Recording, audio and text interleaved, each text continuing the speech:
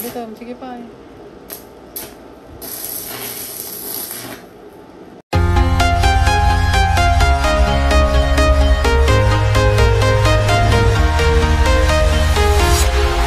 Walking alone, the streets are empty.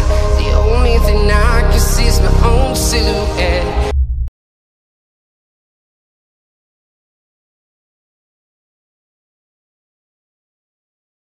Welcome back sa ating channel mga bro. So ito, mayroong gagawin yung kapatid ko dito na isang inverter welding machine, Instamax 200 ampere. So pag saksak niya, naka-steady yung pula. So dapat ano yan, green lang yung kulay, yung indicator light na iilaw. Saka lang iilaw yung pula pag magwe-welding ka na. So papansin nyo, nung sinukatan niya ng output, wala siyang nasukat na output.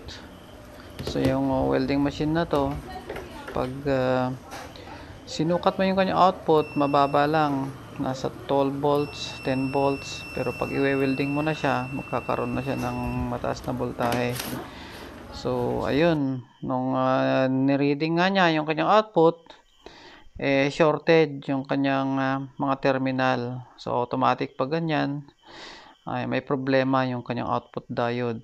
So ayan yung loob niya mga bro, napakaganda yung loob nito.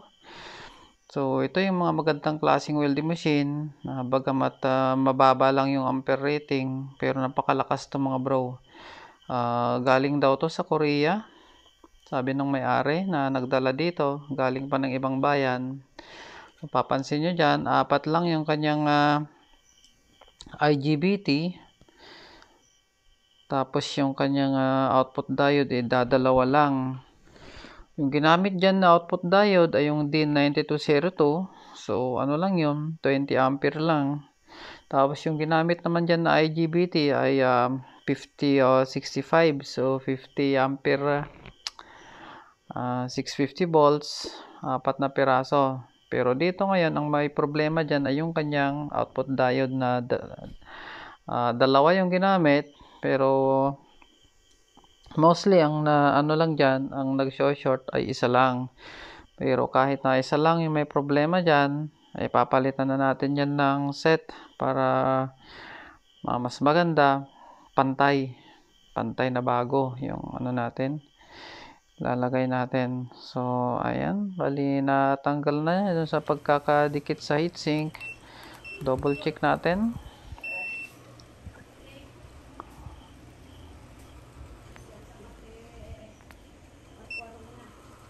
Bali ano lang mga bro, ina-assist natin yung kapatid ko dyan na nagre-repair. May ginagawa naman ako dun sa kabilang lamesa. Siya na lang. Bali 3 yung welding machine na to dinala. So ayun, shorted yung kanyang diode. So tatanggalin lang mga bro yung diode and then papalitan natin. So bali yung ginagamit ko ngayon na diode dito ay yung mas mas mataas yung amperahe. So pwede naman nating ipalit dito. Mas maganda pag magpalit tayo, equal or higher ampere voltage rating. Wag tayong mag-replace na mas mababa ang rating kaysa doon sa original. Kaya ang papalit natin dito, or yung papalit ng kapatid ko dito sa D9202 ay ano na, yung mas mataas na amperahe at voltage rating. So dalawa lang yan yung ginamit na output diode. Pero magtataka ka dito sa welding machine na to, napakalakas. Ang gagamitin natin SFA 70.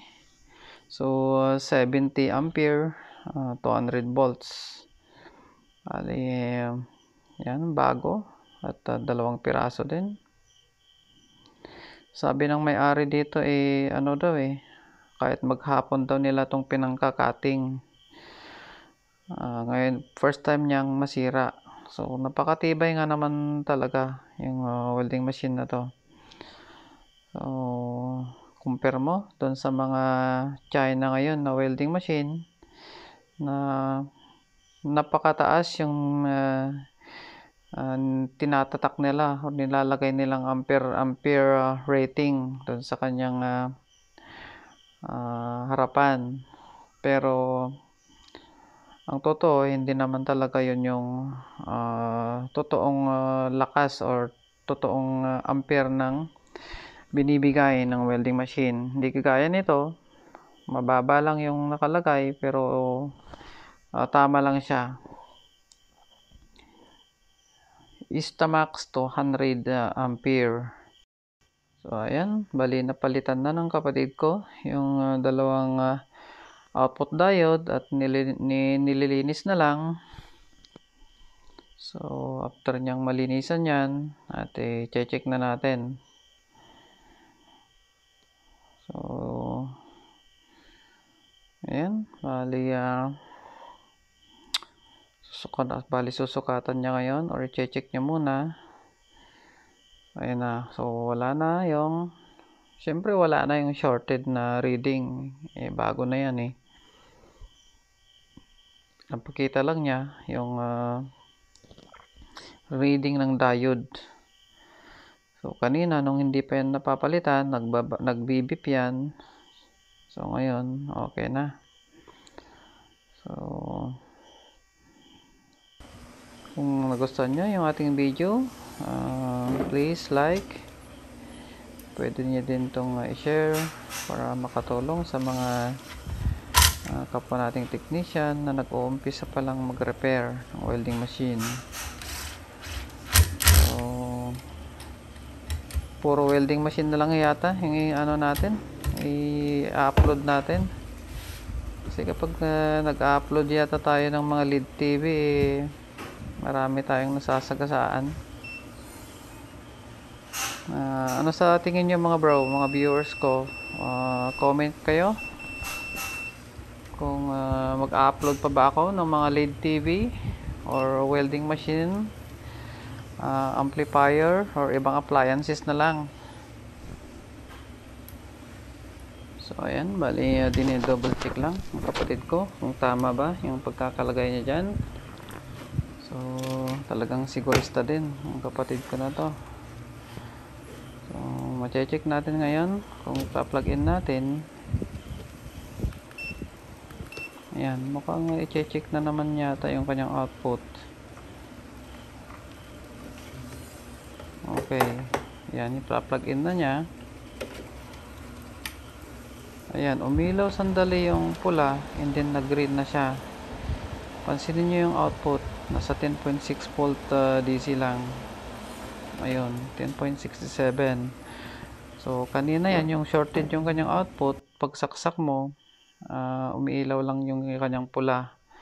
So ngayon, pag saksak mo siya, iilaw sandali yung pula and then iilaw yung green. Yung green yung pinaka niya, power indicator. So okay na to mga bro, kahit na yung output niya is nasa 10.6 volts DC lang. Okay na to kasi ganito kasi yung features ng welding machine na to. Saka siya maglalabas ng tamang voltage pag i-weld mo na siya. So masesense niya na pag i-weld mo na siya, iilaw yung kulay pula. May label yan na welding. Ayun, yun yung iilaw. Saka siya maglalabas ng voltahe. So napakaganda yung features ng welding machine na to, na kapag nag-short yung kanyang output diode, hindi masisibak yung kanyang mga IGBT. So napakaganda. Hindi kagaya ng mga China made ngayon na walang safety features. Pag nag-short na yung ayun, pag nag-short yung kanyang output diode, madalas sibak din yung mga IGBT. Ayun, umilaw sandali yung pula, tapos nag-green. Check ulit yung kanyang output. Ayun, 10.6 lang yung kanyang output. Ako ikakatod. spark mo. Ngayon, i-welding natin para makita nyo kung gaano siya kalakas mag-weld. So, kung nagustuhan nyo yung ating video, please like, share, and subscribe.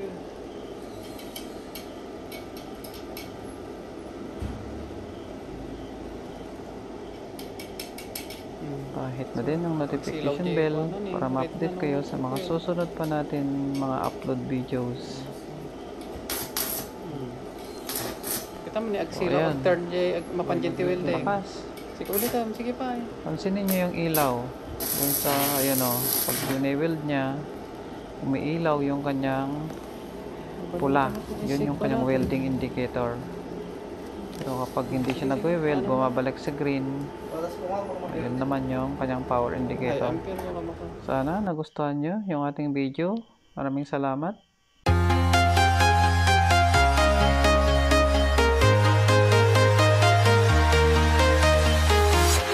I'm walking alone in the streets.